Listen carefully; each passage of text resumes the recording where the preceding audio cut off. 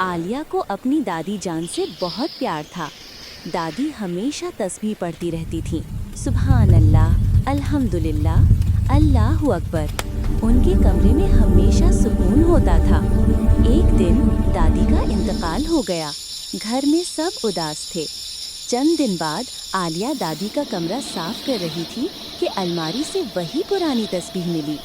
आलिया ने मुस्कुराकर कहा, ये तो दादी की यादगार है। मगर जैसे ही उसने तस्बीह को हाथ लगाया, वो हिलने लगी। आलिया ने घबराकर पीछे हट गई।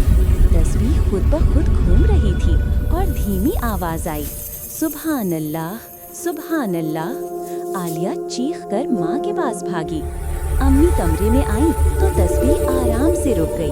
अम्मी ने कहा, बेटा डरने की जरूरत नहीं, तुम्हारी दादी नेक थी, वो हमेशा जिक्र करती थी। शायद उनकी रूह ये चाहती है कि हम भी अल्लाह को याद करें। अगले दिन आलिया ने वजू किया, तस्बीह उठाई और खुद जिक्र शुरू किया। जैसे ही उसने अल्लाह अकबर कहा, हवा की वो नरमी फिर महसूस हुई, मगर अब डर नहीं, सुकून था। सबक: जिक्र इलाही दिलों को सुकून देता है और नेक लोग मरने के बाद भी नेकी की खुशबू छोड़ जाते हैं।